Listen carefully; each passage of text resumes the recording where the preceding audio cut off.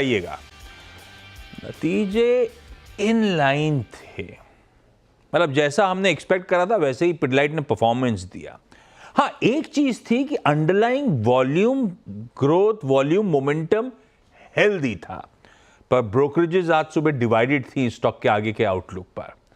खैर, इस समय पिडलाइट के मैनेजिंग डायरेक्टर डेजिग्नेट सुधांशु वत्स साहब जुड़ते हुए। Sudhanshu sir, good afternoon, thank you so much जुड़ने के लिए। स्ट्रीट ने तो खैर अपना वर्डिक्ट दे दिया है, ब्रोकरेजेस डिवाइडेड होंगी, लेकिन रिजल्ट्स के बाद पिडलाइट का स्टॉक आपकी स्क्रीन पर आया था 7% की मजबूती के साथ कामकाज करता हुआ। सुधांशु सर, वॉल्यूम ग्रोथ इस क्वार्टर में अच्छी रही है, वो जो अंडरलाइंग मोमेंटम था स्ट्रांग है, पर किस तरह के ग्रोथ ड्राइवर्स थे इस क्वार्टर में, और ज्यादा इंपॉर्टेंट थोड़े से कंसर्न्स थे कंज्यूमर सेंटिमेंट, इन्वेस्टमेंट्स वगैरह को लेकर, तो ऐसे में डिमांड आउटलुक सुधांशु सर कैसा नजर आता है? Q3 के जो हमारे नंबर्स हैं, आपने देखा कि 9.7% का underline volume growth, nearly double digit underline volume growth हमारा कंपनी का डिलीवर हुआ है। और ये हमने अपना जो प्रॉफिटेबल अंडरलाइन वॉल्यूम ग्रोथ का मंत्र है, उस मंत्र पे हम खरे उतरे हैं इस तरह से इस क्वार्टर में। जो हमारा इस क्वार्टर का परफॉर्मेंस रहा है, उसके पीछे जो पिडलाइट सालों से चीजें कर रही है, उसी के कुछ उदाहरण मैं आपको दूंगा, किस तरह से हमने इस क्वार्टर में भी उसके ऊपर अमल किया है, उसको आगे बढ़ाया है और उस पर कुछ चीजें करी। तो अगर आप देखेंगे, पहली चीज ये है कि हम पिडलाइट में इन्वेस्टमेंट ऑन ब्रांड्स और डिस्ट्रीब्यूशन पे बहुत ध्यान रखते हैं, कंटिन्यूअसली ध्यान रखते हैं, लॉन्ग टर्म के लिए ध्यान रखते हैं यतन। तो अगर देखेंगे जो क्वार्टर आपका गया, उसमें हमारा जो इन्वेस्टमेंट था ब्रांड्स पे, खासतौर से मैं एक उदाहरण के तौर पे अगर आपको बताऊंगा, तो हमने अपनी जो टाइल एडेसिव ब्रांड रॉफ है, उसकी जो एक कंज्यूमर जर्नी हम बोलना चाहेंगे, क्योंकि उसकी मास मार्केट एडवर्टाइजिंग हमने करी है, उसको हमने आपके कबड्डी का जो प्रोग्राम आता है उस पर भी डाला। तो वो हमने एक उदाहरण के तौर पे, वो एक हमारी नई ब्रांड की कंज्यूमर जर्नी अब शुरू हो गई है और उसका हमारे को बहुत बेहतरीन रिजल्ट देखने को मिला।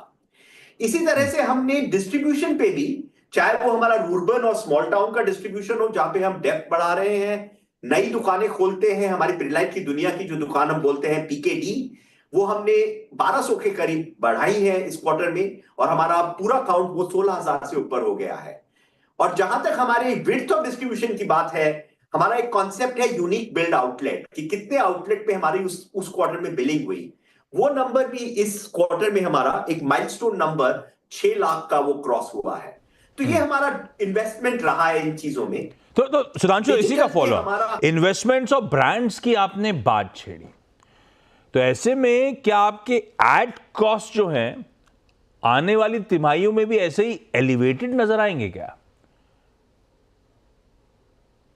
देखिए, एड कॉस्ट जो हमारे हैं, वो हमेशा हमारा मानना है कि हम एडिक्वेट जो हमारा इन्वेस्टमेंट होना चाहिए, वो चाहे एडवर्टाइजमेंट्स पे हो, एडवर्टाइजमेंट्स दिखते हैं उसकी आपने बात करी है, चाहे हमारा ग्राउंड पे मार्केटिंग, हम field marketing, on ground marketing बहुत करते हैं, उस पे हो, तो हर जगह पे हम इसका पूरा ध्यान रखते हैं। इसमें भी हमारी एक रेंज रहती है। तो इस जो पिछले क्वार्टर में आपने देखा, उसमें हम 4% के आसपास, so it was about 3.7% last quarter. We remain in this range of about 3 to 4%. We will remain in those range. Depends on quarter to quarter, activity to activity. उस क्वार्टर में क्या एक्टिविटी होनी चाहिए, क्या हमारे उस ब्रांड्स का requirement है उस टाइम पे, उस तरह से वो थोड़ा सा ऊपर नीचे जाता रहता है। तो क्वार्टर टू क्वार्टर ये थोड़ा सा रहेगा। कोई स्पेसिफिक क्वार्टर की हम इस पे कोई टिप्पणी ना करते हैं ना करेंगे। ठीक बात है, ठीक है। अच्छा, आपके एडहेसिव और एरल्डाइट कारोबार में किस तरह की डिमांड शेप अप हो रही है सर, और कुछ इन सेगमेंट्स में कीमतें बढ़ाने की, प्राइस हाइक्स लेने की तैयारी कर रहे हैं आप लोग क्या? देखिए, जो हमारे प्राइसेस हैं, वो हम हमेशा मान के चलते हैं कि जो हमारा कंपटीशन है उस सेगमेंट में, उससे हमारी ब्रांड का कितना प्रीमियम हम लिख को लेना चाहिए, उस पे हम खास ध्यान रखते हैं यतिन, कि वो 15 से 20%, 15 to 20% premium is what we enjoy. तो उस पे हमारा हमेशा ध्यान रखता है। तो हमारी जो प्राइसिंग है, वो क्या कंज्यूमर के लिए सही है, कितनी हमारी कंपेटिटिव एडवांटेज है, ये दोनों चीजें मिला के उसको हम लेके चलते हैं। जहां तक कि पिछले क्वार्टर का सवाल है, आपने खुद ही कहा कि रॉ मटेरियल थोड़ा बेनाइन रहा है, तो ये वाला वो क्वार्टर है जिसमें कि हमें प्राइस राइज की बात नहीं करनी है, बल्कि ये देखना है कि किस तरह से हमारी वॉल्यूम बरकरार रहती है, हमारी डिमांड बरकरार रहती है।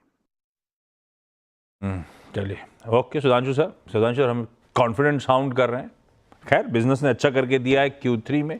एक खराब डिमांड एनवायरनमेंट में एटलीस्ट वॉल्यूम ग्रोथ इंटैक्ट थी, लार्जली इनलाइन नंबर्स थे, तो स्टॉक रिवॉर्ड होता हुआ।